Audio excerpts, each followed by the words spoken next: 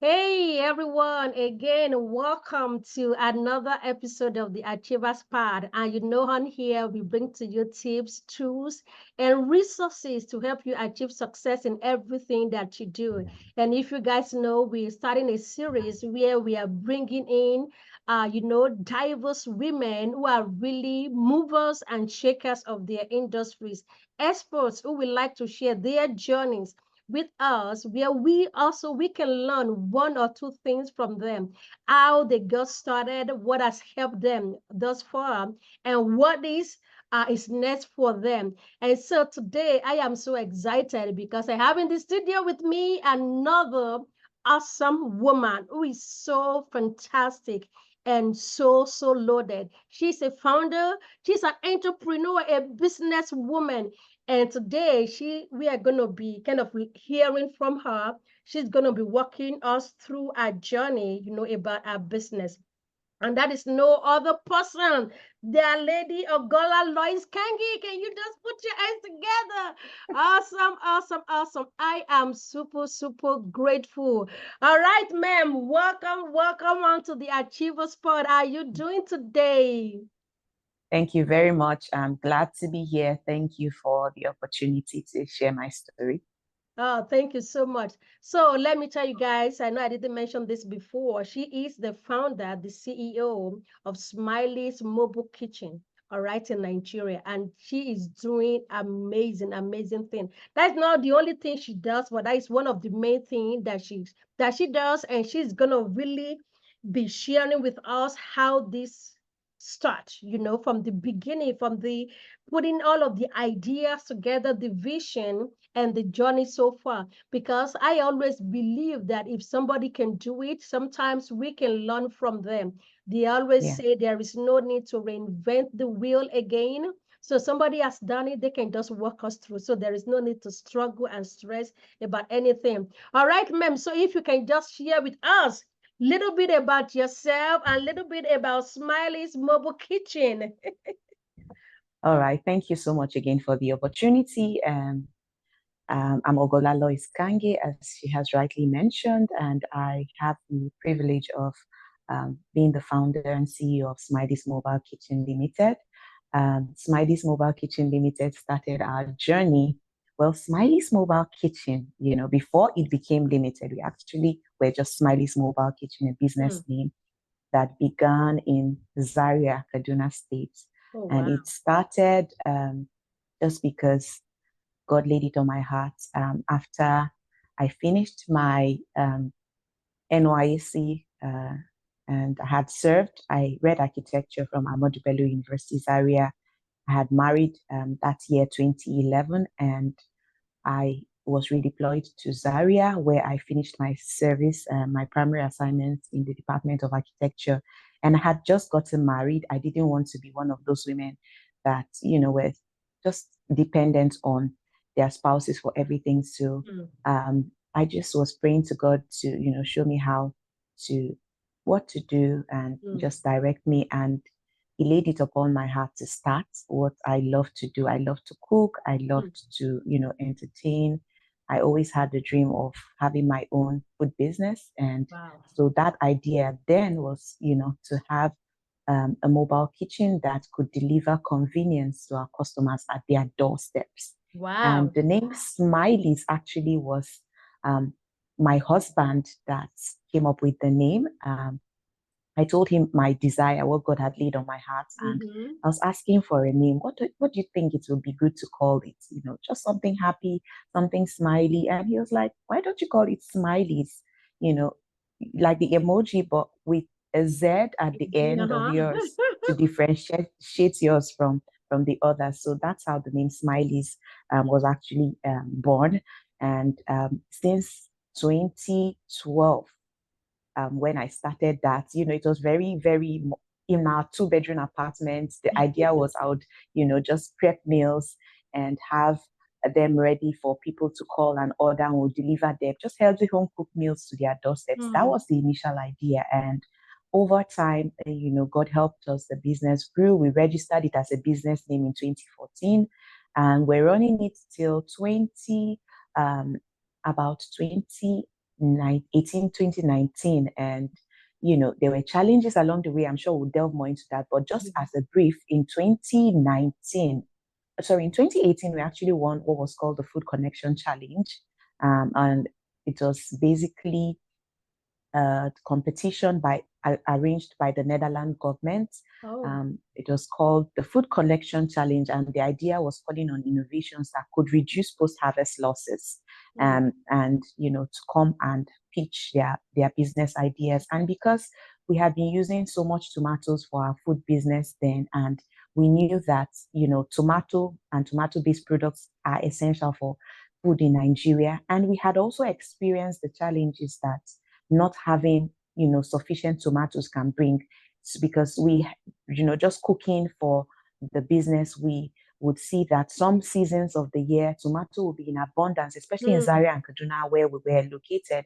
And Mm. then some seasons of the year it's almost like skyrocket, triples the cost and all that. And Mm. so a friend showed me how to just pasteurize tomatoes in glass jars, which we're doing for the business, just to Wow. store for ourselves and use Mm-hmm. when tomatoes was not in season.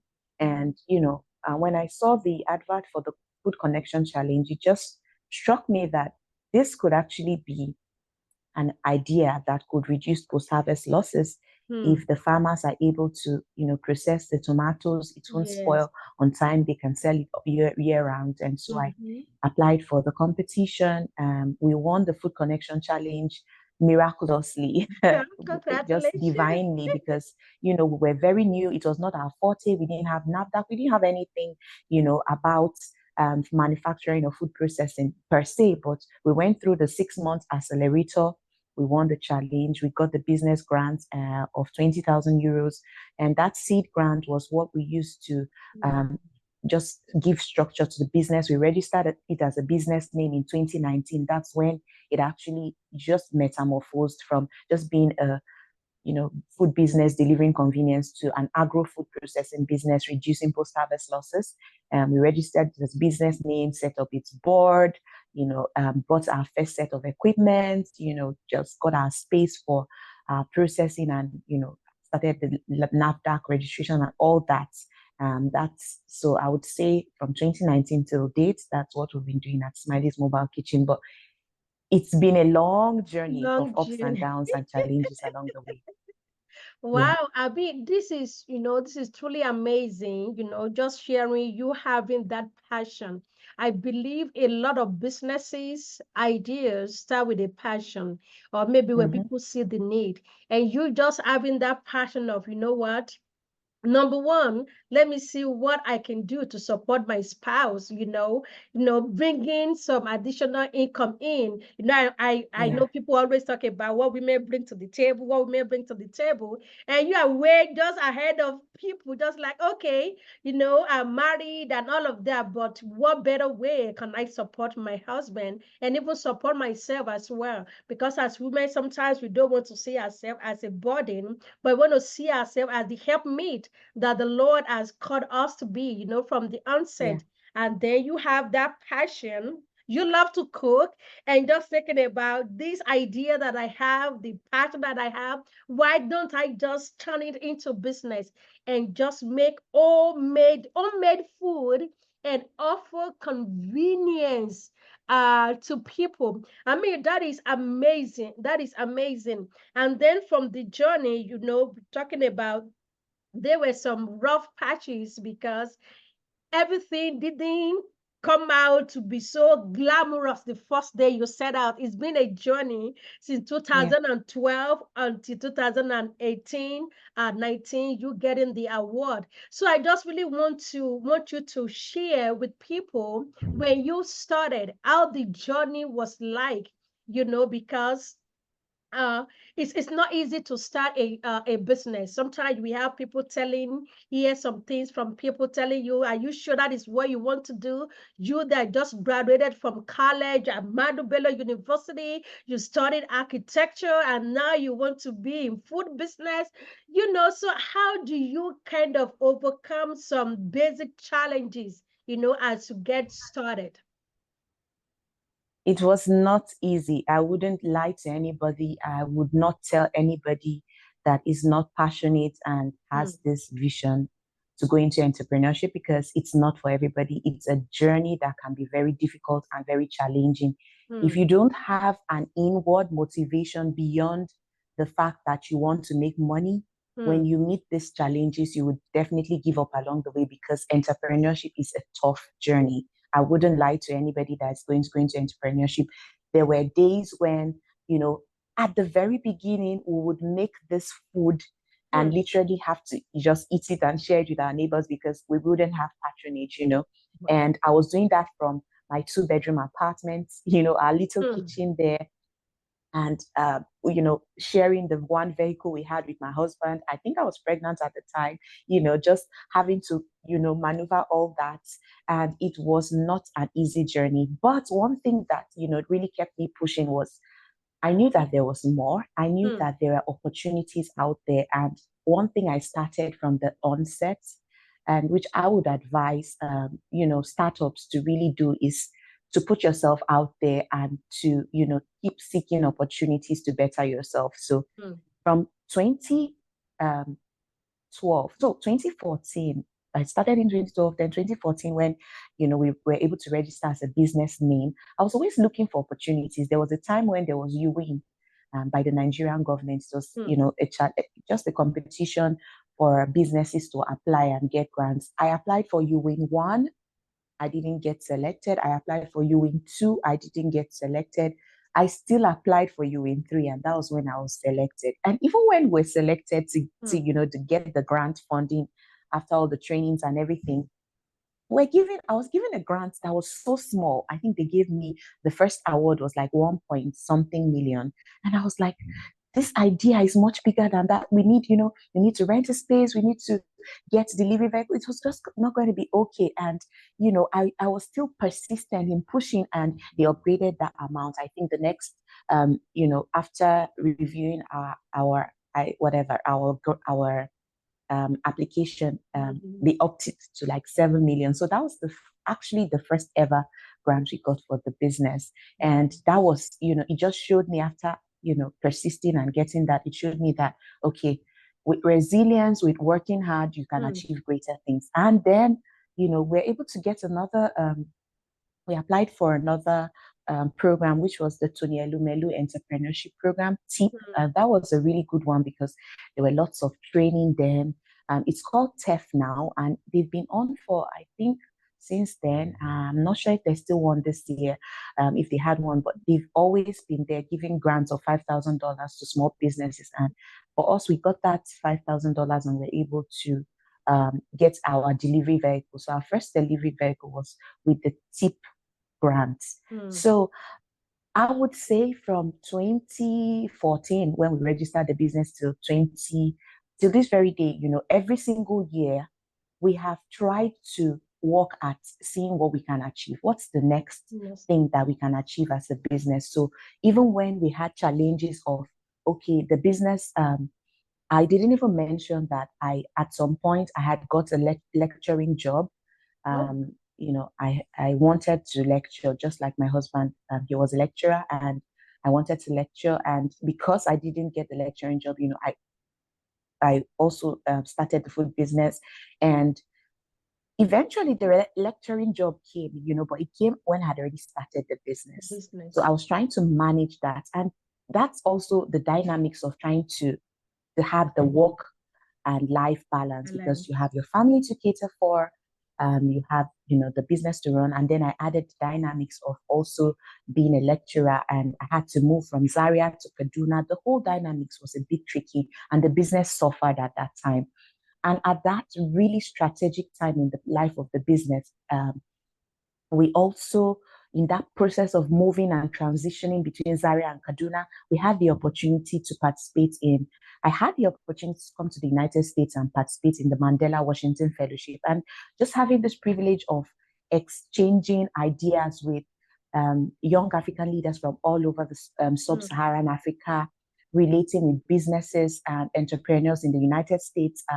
I had the privilege of having my Mandela Washington Fellowship experience in the University of New Mexico in Albuquerque. And that was really for a few months where they took care of us, had this privilege of interactions and visiting businesses. It just opened my eye, and so I saw that beyond what we're doing with, like home cooked fast food, we could do much more. So when we saw this opportunity by the Netherlands government, because I had this, background, and it really, pushed me to take that leap of faith and be able to adapt the business. Because at some point we moved from Zaria to Kaduna, the business really struggled with paying overheads, paying for a location on a busy street in Kaduna, but we're not breaking even. And at some point, a friend told me, I know Smiley'z is your baby, and you feel like this is something you've grown from the scratch, but you have to tell yourself the truth. If this is not working the way it is, you need to, come up with a different strategy. And all those experiences and challenges just shaped whatever it is that we're able to, it was able to help the business evolve to where it is today. So I wouldn't tell you that the journey of entrepreneurship is one that's going to be easy, but one thing is for certain: when you have this desire, whatever it is from God, you're not just looking at what you're getting for yourself, but of course the lives that you're affecting. Because we're always passionate about women. Even when we're very small, we're always, training women. My own idea was, if I can do it, other women can do it. So even if we're learning to bake pastries, make meat pies, I can train other women to do this meat pies. And so a key component of what we've always done at Smiley'z is about also training other women to be able to do it. And so when you look at, beyond yourself to other people that you're impacting, the motivation is greater and it keeps you moving forward, even when there are challenges. One of the things that kept me going, even when I wasn't paying myself from the business for years, I was still, using my salary back then to fund the business. It just kept me motivated that, see, there are people that have their daily bread from this business. If I throw in the towel, what happens to them? So that's inner motivation beyond just the money that you're making will really keep you going, weathering the storms and moving forward. Wow, wow. I mean, that is an amazing, amazing story. Thank you for sharing that. Business, though, when people set out, I mean, as a business person myself, and having talk and deal with business people, we always look at the bright side of business, right? We always look at the money we are gonna be making, the flexibility, the independence, the freedom, and all of that. And most of the time, we don't pay keen attention to the cons of it, to the challenges, to the time that you will have, excuse me, to the time that probably you will not be able to eat, that sometimes we have sleepless night, that your mind will be thinking ahead of you and different things. But then, like you said, the motivation comes at looking at the people whose life has been transformed. I have a home care agency, and I say one of the things that I enjoyed most is like every week when I run payroll for people, that just gives me joy that through what I am doing, I am in a position to kind of help other families, help women, help their families put food on their table, have a shelter, over their head and all of that. So the motivation, most of the time, it kind of goes way beyond the pain and the struggle. And I believe one thing that you said, you talk about your faith, how that really encourages you. And I really want you to share on that. I am a person of faith, and I know you are a person of faith. And I always believe, I mean, and this is me, all right, guys, I always believe that as a believer, that we Christians, we have an edge over other people. That is my belief.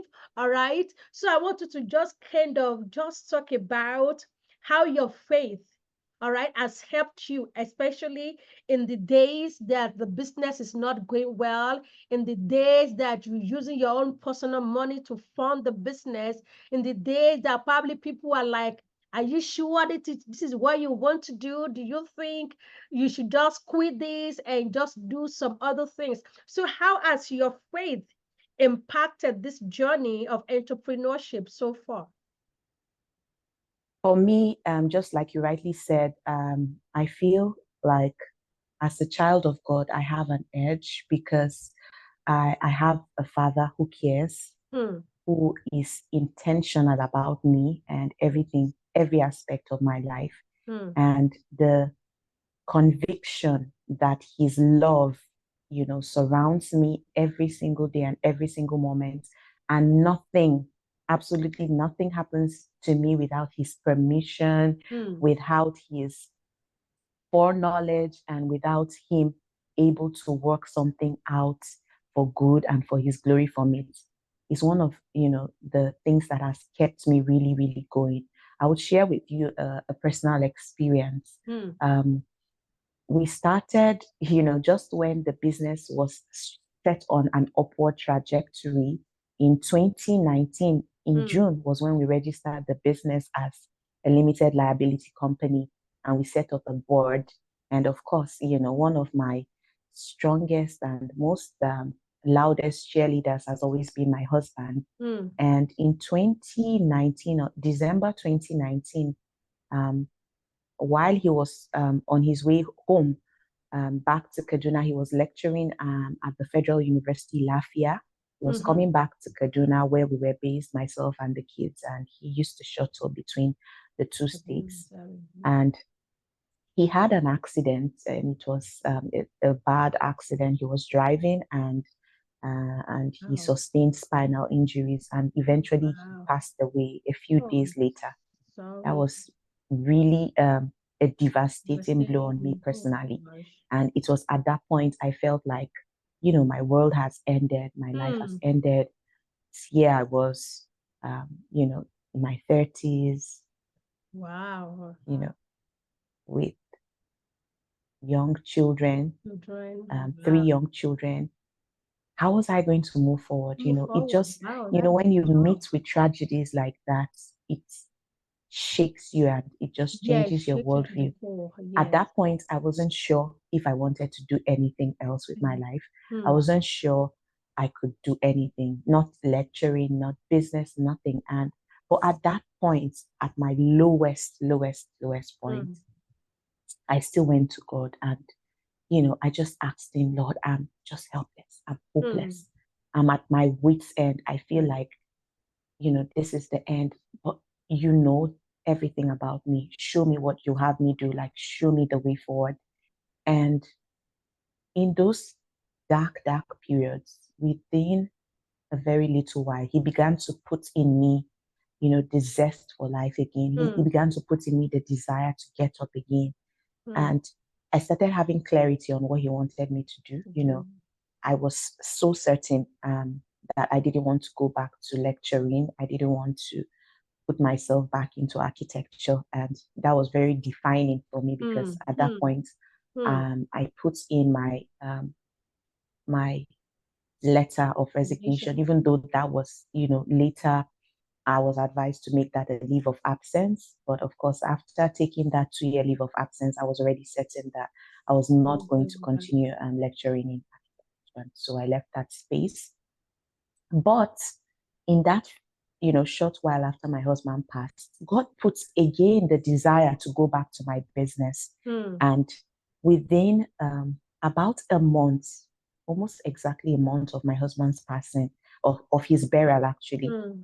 um, we actually, in collaboration with, I think it was TechnoServe Nigeria at the time, and some other sponsors, were able to, um, do a training for women in cottage processing. And that was Wow. really, really impactful.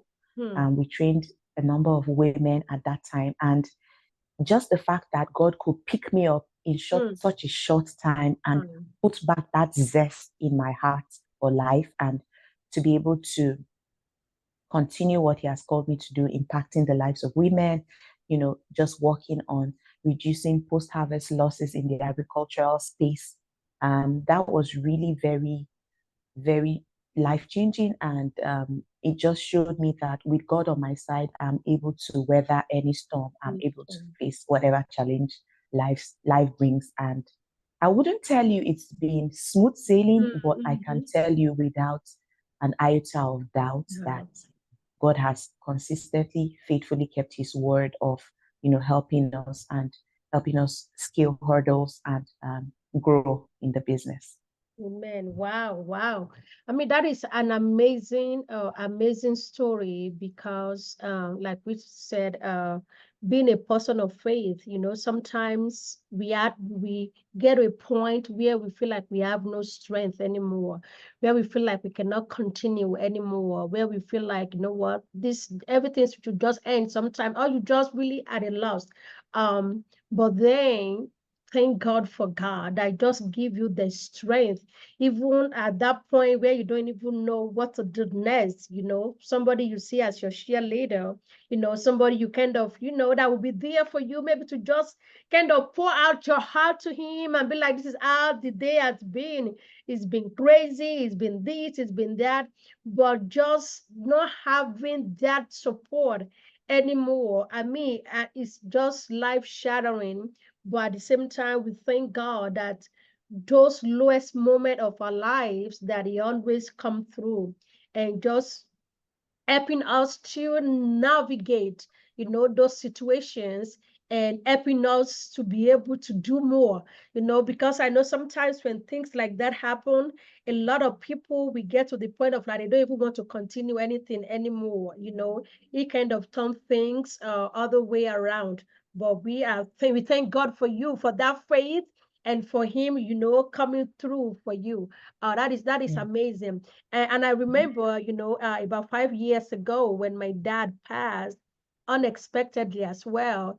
It was like, it was just like, what is the point? Like, somebody you see as your cheerleader, somebody you always look forward to, somebody you are always like, if it's there, I'm okay, like, okay, as long as you're here with me, oh, I can do and undo. But when that wall is kind of broken and shattered, then you just feel like you are really so vulnerable and so helpless. But we want to thank God that through the storm, through the challenges, and through the situation that are so very unpleasant, that he always come through. And I want to thank God for you, for your resilient spirit, and also for not giving up, and seeing that, since then you've been able to touch so many lives, affect so many women, help a lot of women, for them also to be able to live a fulfilled life, for them to be able to realize their vision, their dreams, and their goals.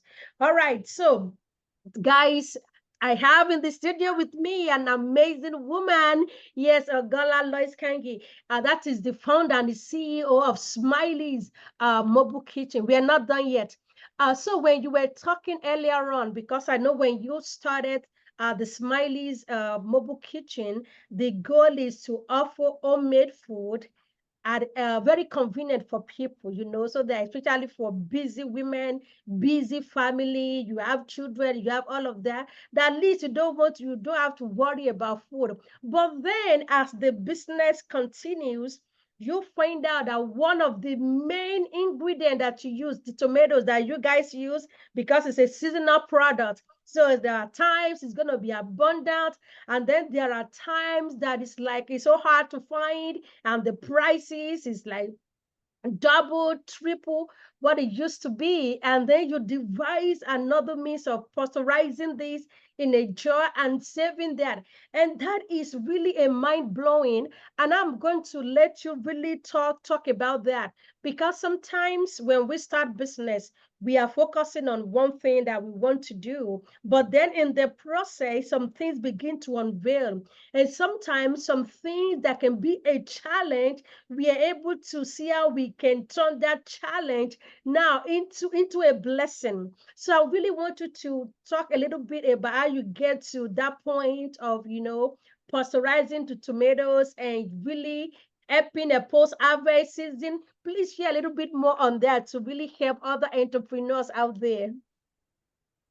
Yeah, so that's really interesting because the truth is that once you start a business, you like the idea, you love it. That's why you started it. Like you have to have some form of liking for what it is that you're doing that made you start, right? But you have to also be open to the fact that as much as you like it and love your business idea, the world is dynamic and it's changing. And so you have the ability, you should have the ability to adapt and change And with the change, changing times. adapt and change. Oh, Yeah, pause a little bit. Okay. Guys, if you are listening, I want you to pay close attention to this. All right. She's talking about being able to adapt because things are going to change. The economy is going to change. Certain things that we are used to is going to change. And if you look at the landscape of things now, we are talking about technology today. 20 years ago, it was not like that. Even 10 years ago, now we have all these different social media, different outlets to really amplify our voices that before those things were not there.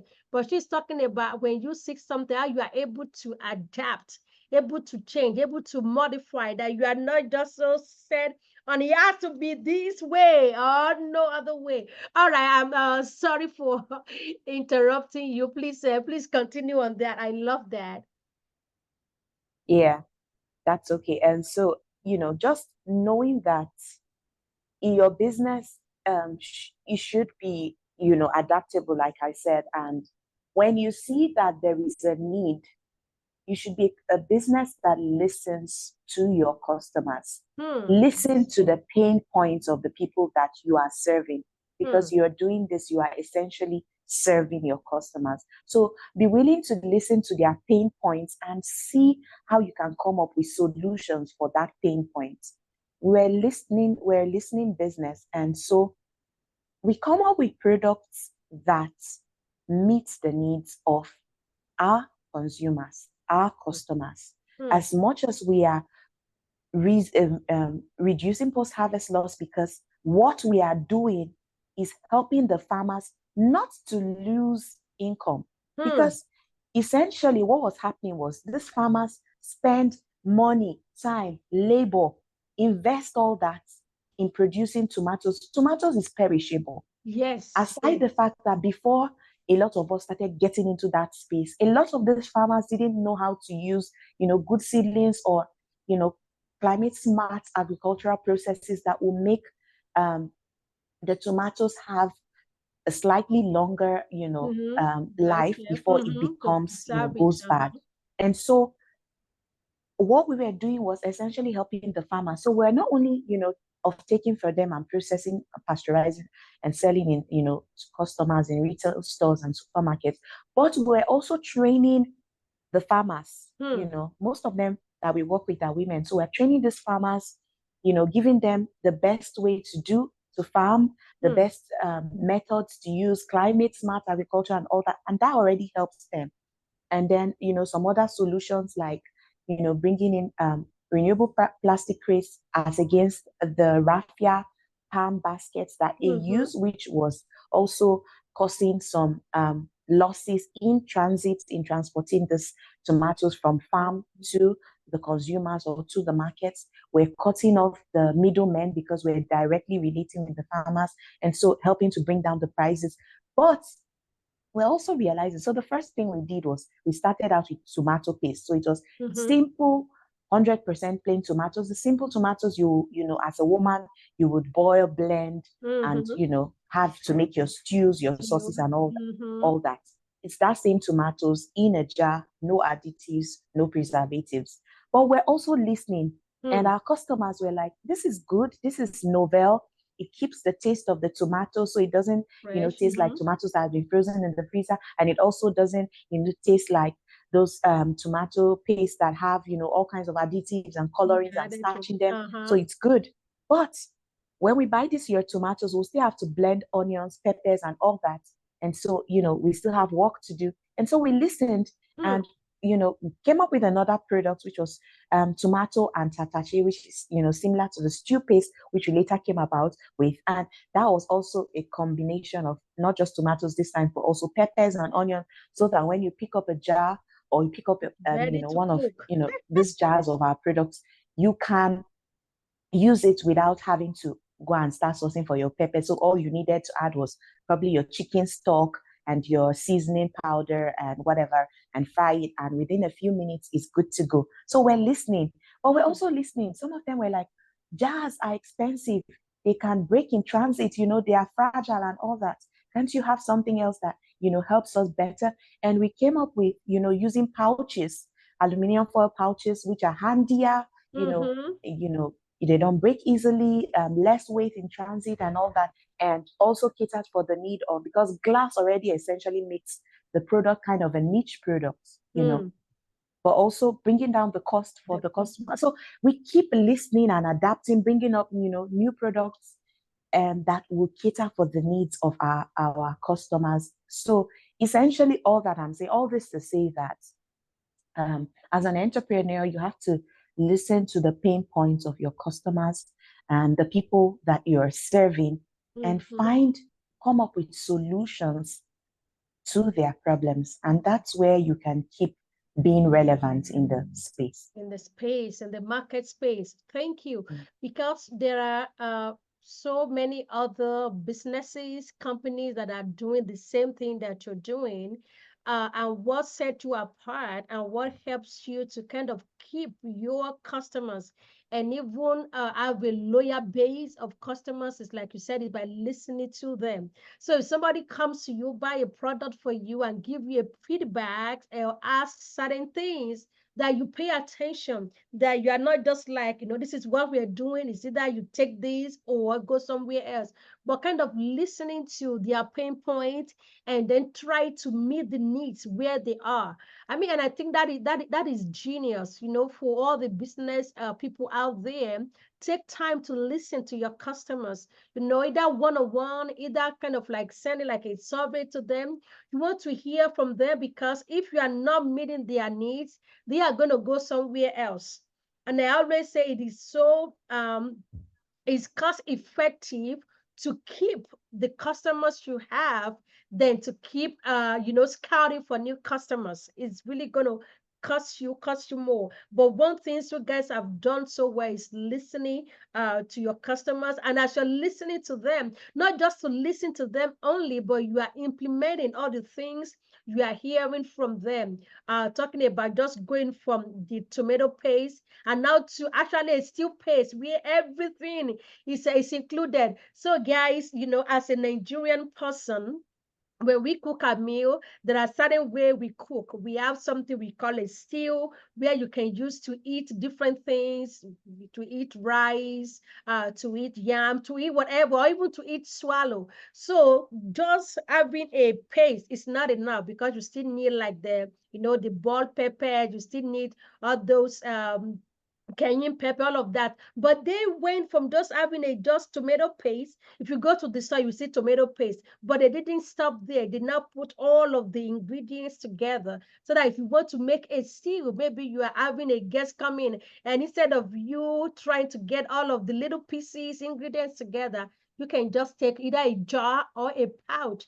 And she said the listen, because when they were using the jar, sometimes the cost is a little bit, high, because we are using a glass bottle. It's a little bit high, and people telling them that in the process of moving them from one place to another, something can drop, can break, and that is a loss. So they come up with another mean, and we actually kind of reduce the price using a foil pouch for that, which is now very, very handy. So I really I love that. And also at the same time, they are building and they are strengthening the relationship that they have with the farmers and even with the customers, the consumers. They're just like a blend of everything. And I think that is something that actually helping them to grow, to grow, to grow today. So uh, I'm going to, and I want you, ma'am, to really share, because I know some of the things that has helped you to talk about grants and how that has opened doors for you. You talk about the Food Connection Challenge. You talk about the Nelson Mandela Fellowship and all of that. So I really just want you to really speak a little bit about that, how new business owners can take advantage of that. Is it worth pursuing? And if so, what are the things they can put together, or what are the things that can help them so that they can be accepted? And I know you did mention there's one award you tried to do the first time, the second time, and until the third time before you get it. So I just really want to kind of explain how, people can take advantage of that, what they need to do. Do they need to give up after the first trial? Please share a little bit more on that. Sure.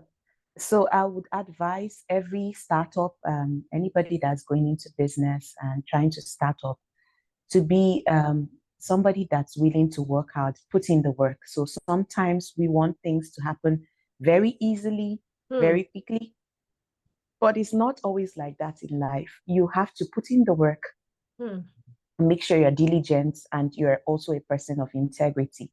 So for me, I would say that first off, start setting your house in order. So once you start a business, start thinking about the various licenses and registrations you need to do. And you can start with your business name. Like from our own experience, we To started with a formalize business name everything. before we moved on to a limited liability company. So yeah, start having those licenses, the various permits that you'll be needing for the kind of business that you're running and all that. Do your homework, do your research, be diligent about doing the homework, and also put yourself out there. There's what I learned years ago called the lean startup methodology. And that was essentially about using the smallest amount of resources to get, maximum output. And you can start with very little, just make sure you know what essentially. Don't start, okay, I want to sew a cloth, and then the first thing you're thinking about is renting a space. You can start with just your sewing machine. I've even seen people starting with thread and needle, to get the clothes ready. And put yourself out there. Let people, even your friends and family can be your first customers. Start putting yourself out there, give yourself some leverage to have visibility so people see what you're doing, so that when there are opportunities, they see you posting on your WhatsApp status of the, cute dresses you're making or that tomato paste that you're processing. The next time they're looking for that dress or that tomato, they're thinking of you because you put yourself out there. Yeah. When they see opportunities like that, they'll be quick to send them your way. And when you see these opportunities, it's not always very easy. Sometimes these applications, they take long to write. And people don't are not so interested in how much you can do. They want to know how much you are impacting other people. So one thing that you should think about when looking for grants and opportunities like that is to think about the impact that you are making on the lives of others beyond yourself and beyond making money. Is there an environmental impact? Is there a social impact? Is there something beyond you that your business is doing for others? That's very important. Another thing that's important, like I said, I failed a number of times, but I didn't let my failure stop me. When you fail, right? It's not how you fail, but how you're able to pick yourself up. Go back to the drawing board and look at, what did I do wrong? And what can I do better next time, so that you don't repeat the same mistakes? So look at the application you wrote that wasn't accepted. What did you do wrong? What did you do right? What can you do better? So that's very key, just being able to check out what you can do differently from what you did before, what you can make better. Work hard at it. Look out for people in that industry, in that space. Be willing and diligent. As Christians, we talk about discipleship. Yes. In the business space and other spaces, we think about mentorship. Look for people that you can sit under, that can coach you, that you can learn from. You don't know it all. So be willing to learn, be willing to invest in learning, Learning never stops. Like as I am today, I am still, as we have not gotten there by no shots. We have not gotten to where we are supposed to be. And so we are still going through various levels of coaching, mentorship or mentoring and trainings that will make us better.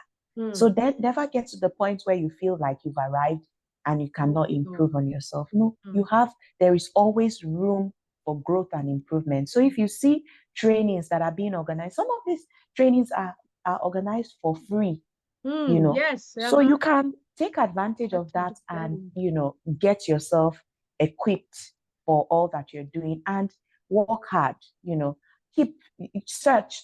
Some of our young people would have, access to data that just spend hours scrolling and Social not really media. getting anything useful from it. But you can actually search for useful things that you can apply to. And I stumbled on something recently that talked about, you being able to give yourself milestones. Say for every week, I want to achieve one thing. This is what I want to, or this is what I've achieved this week, or this is what I've achieved this month, or this is what I'm going to achieve. Don't wait for the year to run out before you say, okay, yeah, start by those little milestones so that by the end of the year, you may not have achieved all, but at least with those little baby steps, you see that even if it's reading a book. So I set out to master this field, and I say, okay, every month I'm going to, read a book. And the reading is easier now because you can read aloud. Some apps help you do that. And if you set out to just reading a few pages every day, before you know what, in a week you would have finished the book. In a month you would have, or in a month you would have finished the book. So there are baby steps and milestones you can take to achieving that, but you have to be diligent. And of course, for me, I would say trust God to renew your strength and to keep you moving forward. When you have setbacks, go back to God, go back to the drawing board. Wow, wow, wow. Those are amazing, amazing tips, guys. And I'm really just going to recap some of the things that she said, especially if you are trying to, get some grants, try to get some fundings for your business. It just not only one way. Earlier on, she shared about some of the grant that she has gotten that has helped her to really scale the business. And you can do the same. If she can win couple of these awards, that means that you can do it as well. And some of the things that she talked about was like, putting your papers in order. All right, put your house in order. You want to formalize things. You want to make sure that, all of your processes, you have a right structure for whatever it is that you are doing. And number two, she talks about put yourself out there. I always say you want to be the face of your business. I mean, except if there is any conflict with that, but you are the brand, especially if you are just starting up. People may not have heard of your business, but they're hearing from you, they're seeing you. Then they can associate that your face, with your business. Put yourself out there. Go different places. Let people know that yes, you are in this to win. And she talked about, sometimes we look for the finished products. We want everything on a grand style, on a big scale, but she said you can start small. Earlier on she said she started Smiley'z Mobile Kitchen from the 2-bedroom apartment. If you remember, right, before they moved out, got the space and all of that. So you don't want maybe space or anything to be a barrier. Start from where you are, from one simple thing that you can afford. And she mentioned a book, Lean In. All right, that book is available if you want to go and you can study that book, or you can just Google it online. Talking about, start with the small things that you have that will be able to help you to have a really massive output. So don't say because I don't have this, then I will not be able to do whatever it is. I remember I had the lady that I was, she came over to me. I was like, oh, I need some help in this. She's looking at different options of things to do. I'm like, okay, what do you do? I mean, like, and she was like, she say, a photography. and she has did a photo shoot for big companies, showcasing products, showcasing people. So I'm like, so if you are a photographer, why don't you take advantage of that? I say, I know people that people want to take photos either for business, or maybe people are doing they're doing bridal shower, baby shower, different events. And being that I'm in Houston, I'm like, and every weekend there are like 3, 4, 5 events happening on the same days, and they're looking for photographers. And she was like, Mhm. "Where I don't have a studio." I'm like, "But do you have a house?" She said, "Yes." I said, "Okay." I said, if you're doing photo shoots, you can use a space in your house, or you can actually go to people's offices. And I was sharing my experience. I did a photo shoot, and the person we just did nature. And all he did was just look for a nice location, and I just drove there. It was outdoor. And she was like, "Oh, really?" I said, "Yes."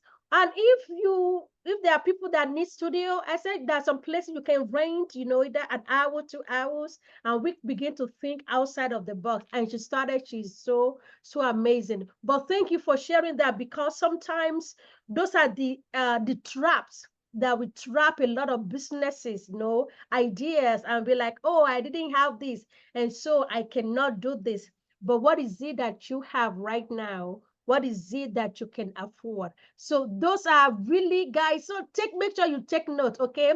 And we are going to be wrapping up now. So, ma'am, I really just want you to share what is next for Smiley'z Mobile Kitchen. What is next for you guys? What are you guys aiming towards? And then after that, I'm going to ask you to just kind of, give a word of encouragement or inspiration to the women out there who want to pursue business. So yeah, we believe great things are ahead for us. And Yeah. Smiley's, we are working on a number of projects at the moment. God has been so kind to us to give us partners that are pushing us to do great things. Oh, And I'm just so awesome. excited about the next phase for Smiley's. Um, Awesome. where I don't want to let all the cats out of the bag just yet, but Yes, we have okay. quite a number of projects lined up for Thank this year that we are working on. But one thing that I can say for certain is that our focus in this new season that we are moving into is, um, meeting the needs of the base of the pyramid. Okay, you. so we are targeting, what's happening in Nigeria. You know how the economy is. Oh my So God, our yes. focus moving forward is so far, we have served our clientele in the upper and middle class. Mm-hmm. And now we want to focus because, of course, we sell our products in ShopRite stores in Nigeria. So bigger stores where Mm. that people that can afford glass jars, which we'll still continue doing. But in this new dispensation that we're moving into as a business, we are looking at impacting the rural farmers, these Mm-hmm. women farmers that we're working with, helping them to do more, and also impacting the consumers at the Mm. base of the pyramid. Mm. So beyond what we are doing currently, we want everybody to be able to afford our products. So we are moving in that direction in the Wow. new dispensation, and just as a whole, just making sure that we are impacting more lives, blessing more people, and reducing post-harvest losses um, as much um, in as much as we can. Beyond, I didn't tell you about our other products. We have other products beyond the tomato value chain. We're also working, we do granolas, and so those Mm. ones are snacks, kind of Mm-hmm. healthy snacks for high end there and all that. But we have different things that we're working on. And but one thing that we know for sure is in this new dispensation, there's going to be more focus on people at the base of the pyramid so that everybody can afford good food. Nobody deserves to go to bed hungry. Hungry. And so we're just looking at doing more to be able to make sure that even when prices of tomatoes and other things in the agricultural value chain skyrockets, we have products that maintain a stable price year round Mm. that do not necessarily need refrigeration so that Mm. people that don't have access to Wow. consistent power supply have products that are shelf life stable and all that, and are able to, meet their food needs through the year. So that's our new, what we're looking at doing in the future. And beyond, we hope that in a few years to come, we will not just be working in Nigeria, would have, scaled much more, exporting Amen. our products to other countries as well. Amen. Amen. Yeah, Wow, that is amazing. You know that yeah, everybody have access to good, healthy, and quality food, whichever way they're able to do it. And I think one of the main thing that I love about, all this thing that you're doing is about kind of reducing our post-harvest losses, especially with those farmers, mm, like we know that these are products that are seasonal, and that when we have them, what are we doing with all these mass production, knowing that there will be a time that we won't even have as much as this.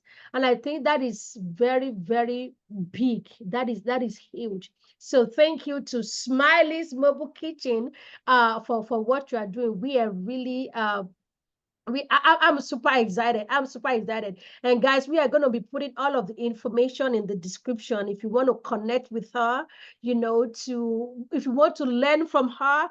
And I'm trusting that very soon again we're going to have another session with her. And we are also trusting that we are going to be featuring her in our magazine, the Achievers magazine. These are great women who really, beyond the passion, beyond just the monetary gain, but they're looking at how they're impacting lives, touching lives, helping people to have yeah, food on their table, not going on an empty stomach to bed. These are amazing. I'm truly grateful to you, ma'am. And so, Mr. Ogola Lois Kange, before we wrap up, I really just want you to just give one or two tips to women out there who have passion for business, or who already are in business, but then maybe the business is going through some challenges. So just kind of encourage them, from where they are right now, for them moving on and moving forward. yeah. So my final thoughts and advice for anybody that's going through, you know, challenges in their business, just working, I would say, please don't give up. Hmm. Be a person of integrity in everything that you do. Put God first. Hmm. The Bible tells us, seek first the kingdom of God and his righteousness, and all other things will be added unto you. Once you're seeking God, seeking to bring him glory in everything that you do, in every facet of your life, he's able to order you and he'll direct your steps, right? So Yes. seek first God's kingdom, be a person of integrity. Don't um, be shy about working hard. Hmm. I personally am somebody that no aspect of my business is out of, you know, arm's length for me. I involve myself in every nitty-gritty part of the business Hmm. because we are servants, we're serving others. When you see yourself as the chief servant, um, you'll be able to do much more when you're serving, Hmm. when you have the mindset of service other than just gaining. And one thing I also want to advise you to do is please do not um, despise the value of research in your business. So one thing Hmm. that many businesses fail to do is doing research. Research. So doing research is not just about, it's not something academic, right? It's information that every business needs. Needs. Hmm. Even right before you even start, before that idea is comes to fruition, you Mhm. can Play out. decide to do surveys to seek out just how relevant, because some people love something and they just jump into it without even knowing whether this thing is actually relevant, is going Exactly, to meet the yes. needs Not and doing the all that. homework. So Uh-huh. exactly. So it's very essential that you're always doing research to know whether you are actually meeting the needs, and if the price points are right, if your business is still relevant, if your business is still keeping up with the trends and all that. And research also helps you, opens your eyes up to other opportunities beyond what you were focused on Hmm. just so there's so much. That's another topic. As if you go to my LinkedIn page, there's so many collaborations we've done with resources that could also lead you in the right direction. So, and that would be like another whole long topic, just delving into that. But I would say, please do not despise the value of doing research, and Hmm. even if it's just simple Google surveys from time to time, Google forms that you create to just help you know where you're at in your business and help you connect with your customers. That's very, very important. And like I said, seek God first, put Him first, and by His grace, He will direct your path. Amen. Amen. Oh. What a session. What a session.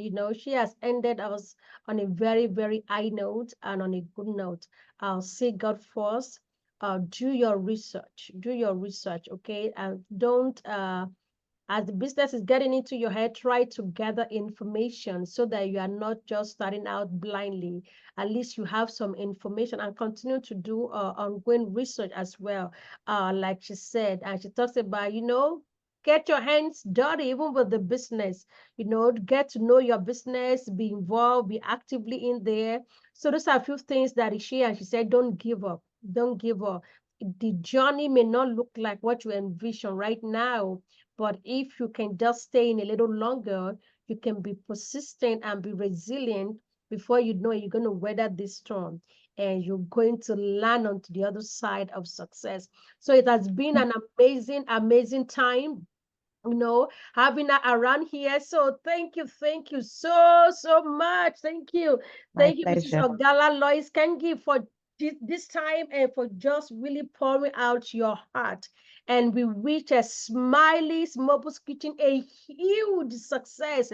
And we wish Amen. yourself a Amen. huge success. So thank you Amen. for your time. Thank you for sharing with the audience. So thank My you so pleasure. much. We are very, very grateful. So, guys, we're going to be putting all of the information in the description. If you want to connect with her, the information is going to be there. If you want to be part of what she's doing, if you want to become a partner, and if you have a store in Nigeria, you want to distribute, the products that they have to offer, all of the information we're going to put in the description so you can connect with them.